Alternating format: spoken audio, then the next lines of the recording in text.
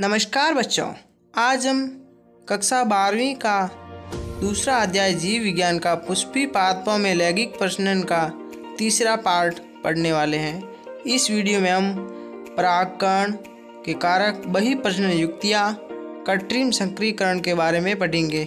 चलिए शुरू करते हैं। पहला है परागकण के कारक। इन कारकों को दो भागों में बांटा है, अजीवीय और जीवीय।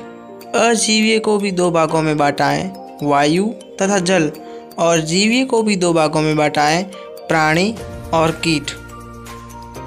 अजीवीय में सबसे पहला कारक है वायु, जिसे हम एनेमोफिलिया भी कहते हैं। इसके लिए हम परागकण हल्के तथा चिपचिपाहट रहित होने जरूरी है। पौधे अक्सर बेहतर अनावृत पुंकेसर से युक्त होते हैं तथा पौधे अक्सर वृहद एवं प्राय पिच वर्तिकाग्र युक्त होते हैं। इसका एक उदाहरण है भुट्टा। इस चित्र में गोले में जो रेशमी नुमा धागे दिख रहे हैं उन्हें ही वर्तिकाग्र युक्त कहते हैं, जो वर्तिकाग्र को कैचअप करते हैं। उसके बाद में जल है। जल को हाइड्रोफाइल भी कहते हैं। ये पौधे ज्यादातर जलीय आवास में होते हैं।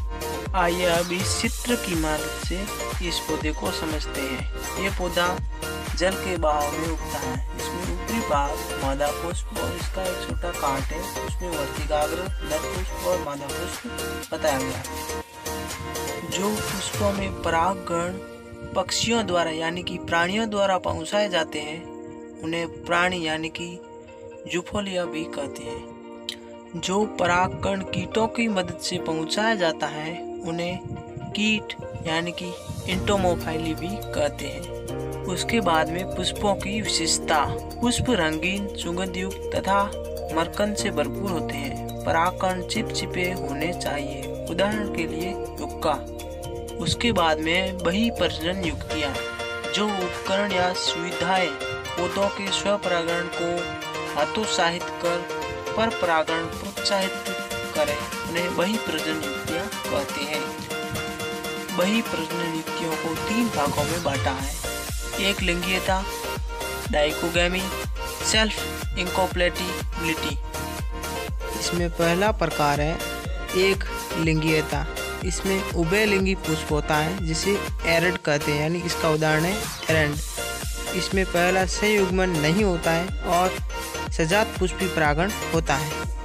उसके बाद एक लिंगीयता में दूसरा उदाहरण है एक लिंगी पुष्प। इसका उदाहरण है पपीता। इसमें संयुग्मन भी में नहीं होता है और सजात पुष्पी परागण भी नहीं होता है। उसके बाद में दूसरा प्रकार है डाइकोगैमी। इसमें जायांग तथा पुमंग की परिपक्वता का समय अलग अलग होना।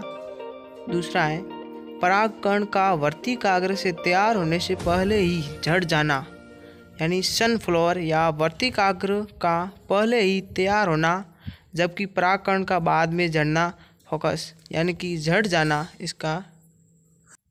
उसके बाद में तीसरा है सेल्फ इनकॉम्पैटिबिलिटी। यह एक वंशानुगत प्रक्रम तथा स्वपरागण रोकने का उपाय है। उसी पुष्प या उसी पादप के अन्य पुष्प से जहाँ बीजांड के निषेचन को पराग अंकुरण या स्त्री केसर में परागललिका वृद्धि को रोका जाता है। उसके बाद में कृत्रिम संकरीकरण। ये फसल की उन्नति कार्यक्रम के लिए एक प्रमुख उपागम है। इसके दो भाग हैं, विपुषण और बैगिक, जैसा कि चित्र में दर्शाया हुआ है।